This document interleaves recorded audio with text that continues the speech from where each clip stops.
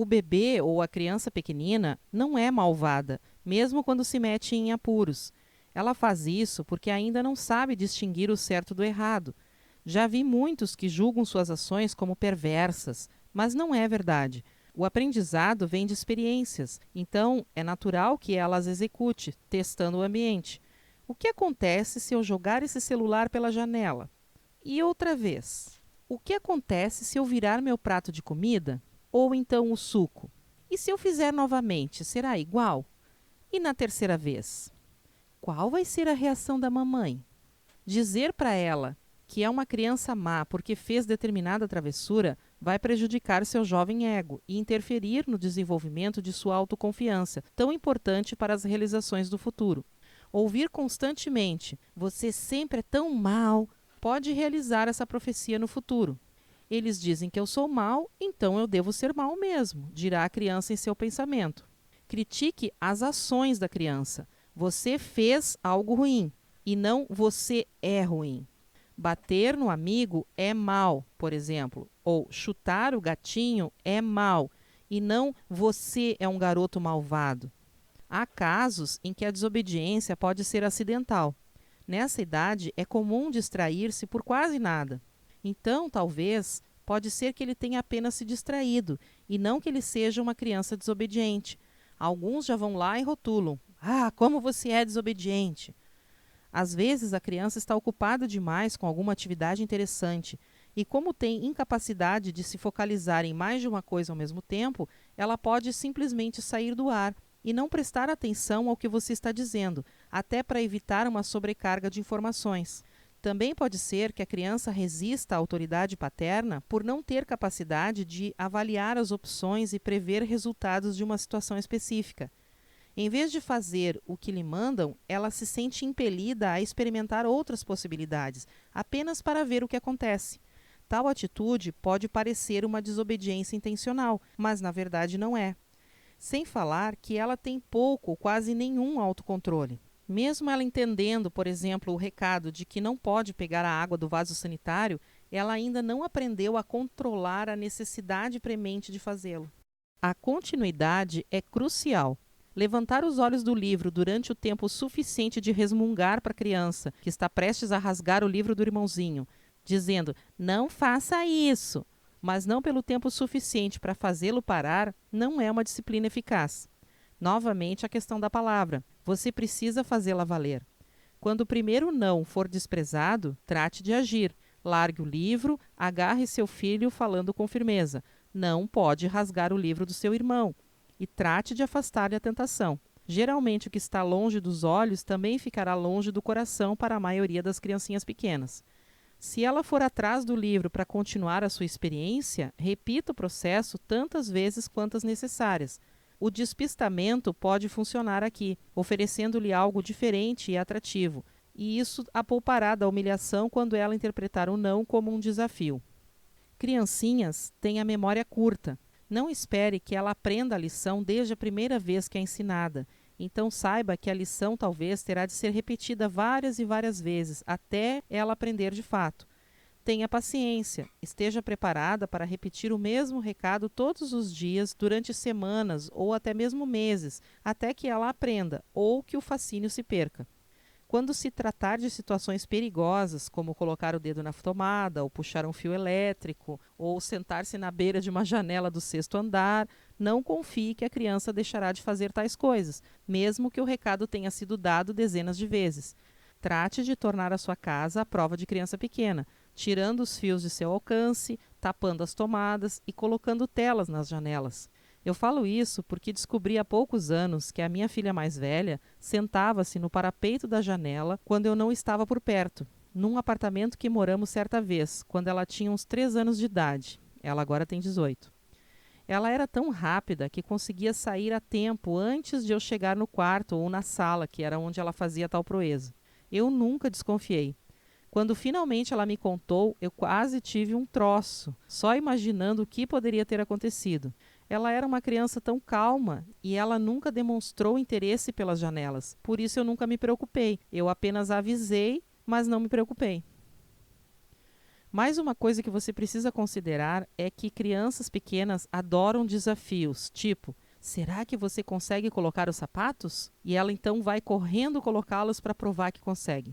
Ou você diz, eu acho que você não sabe guardar as suas meias. Então ela sai correndo para provar que você estava errada. Então não se surpreenda se ela gostar de lhe contrariar, mesmo com as regras que você lhe impôs, pois para ela é como se fosse um jogo. Por mais que ela lhe provoque, jamais deixe que o não se dissolva em gargalhadas ou brincadeiras. Se isso acontecer, você perde sua autoridade.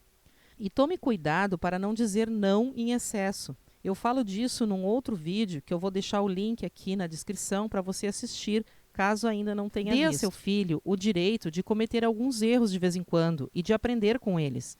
Se você criar um ambiente impossível de ele se meter em encrencas, como por exemplo, tirando da sala todas as quinquilharias, você não precisará dizer não com frequência, mas perderá oportunidades importantes de ensinar.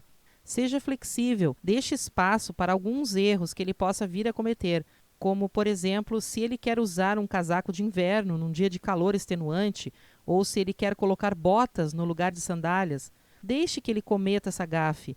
Leve um par de sandálias extra na bolsa, caso o bom senso e os pés suados triunfem sobre a teimosia.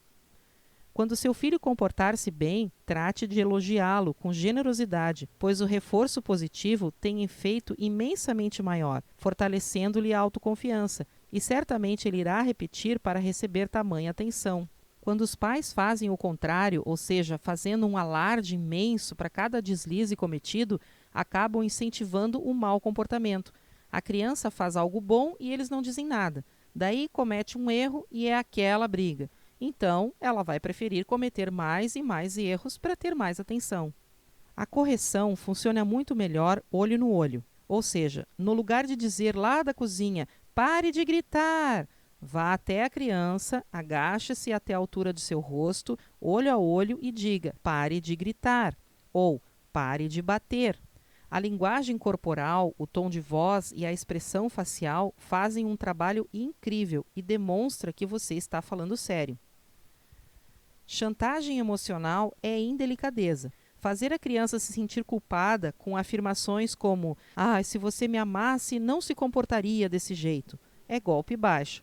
Você não pode exigir que a criança se comporte bem só para deixar você feliz. Tome cuidado com a raiva descontrolada. Além de ser ineficaz, ela turva o raciocínio, ensina um mecanismo precário para lidar com problemas e pode tanto humilhar quanto apavorar uma criança pequena. E se for usada com frequência, vai prejudicar sua autoestima. Usada contra crianças mais velhas e até mesmo adultos, provoca muito mais raiva do que remorso. Se a criança fizer algo que lhe cause muita raiva, opte por esperar alguns minutos para se acalmar. Vá até seu quarto, soque o travesseiro, por exemplo, para ajudar a extravasar a raiva, mas não deixe que a criança veja a cena, pois ela pode ficar assustada. Então, já mais calma, volte e explique à criança que o que ela fez está errado. Tipo, isso que você arrebentou não é um brinquedo, é o colar da mamãe que a vovó deu de presente e agora estou muito triste. Mesmo que ela pareça não entender muita coisa, é importante agir assim. Lembre-se que você está tentando ensinar uma boa conduta e gritos e palmadas são exemplos de uma má conduta. Portanto, suas ações falam mais alto. E isso estará dando um exemplo errado de como seria adequado agir quando alguém se zanga. Caso você não conseguir se controlar e perder as estribeiras, não se culpe. Afinal, como qualquer ser humano, você tem o direito de errar de vez em quando.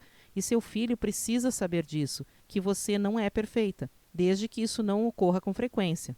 Sempre certifique-se de atacar as ações de seu filho e não a ele, e então não haverá maiores problemas na eficácia da educação. Após a tempestade, trate de se desculpar, dizendo tipo, sinto muito por ter gritado com você, mas eu fiquei muito zangada. E acrescente um eu te amo, para deixar claro para ele que às vezes podemos ficar irritados e que isso não é errado. Mas cuide para não dar a impressão de que você está arrependida de tê-lo corrigido. Apenas mostre o remorso pela forma de tê-lo feito. Se você costuma usar linguagem de baixo calão, não se surpreenda ao ouvi-la saindo da boca do seu filho. E não adianta querer puni-lo por isso. Se você mesma não consegue controlar a sua própria boca, como esperar isso de uma criancinha? Pense na seguinte situação. Vamos supor que o seu filho foi pegar a tigela de salada e acidentalmente derrubou o copo de suco. Então, opte por dizer: opa, derramou o suco. Tente tomar mais cuidado da próxima vez, querido. E não já partindo para ofensas do tipo: olha aí, seu descuidado, ou seu desastrado. Isso vai ferir-lhe a autoestima e ele acabará acreditando que é assim. Mas se ele derramar o suco intencionalmente, então diga: o suco é para ser bebido e não derramado. Além de fazer sujeira, é desperdício, viu? Agora não tem mais suco. Seja qual for o caso, no futuro talvez seja melhor colocar no copo só um pouco de líquido e recarregar caso ele tome tudo. Faça-o ajudar a limpar a sujeira e providencie outra oportunidade para o Einstein Mirim brincar de derramar líquidos, na banheira, por exemplo, quando for tomar banho, ou em outro momento mais apropriado. Se você prometeu levar seu filho a um passeio de tarde, mas depois resolveu que precisava ir ao mercado ou na casa da vovó, dê um jeito de não quebrar a promessa feita. Isso é questão de maturidade e responsabilidade. Aqui, novamente, entra a sua palavra. Se acontecer um imprevisto onde seja necessária uma mudança de planos, então explique à criança e marque o combinado para o próximo horário disponível e trate de cumprir a promessa, cuidando para que isso não aconteça com frequência. Muitas vezes, os pais querem que os filhos reconheçam quando erram, então você precisa ser o exemplo disso. Vamos supor que você o fez chorar pelo suco derramado e mais tarde ficou sabendo que foi o papai quem o derramou. Então, peça-lhe desculpas e procure tomar cuidado para não tirar conclusões apressadas.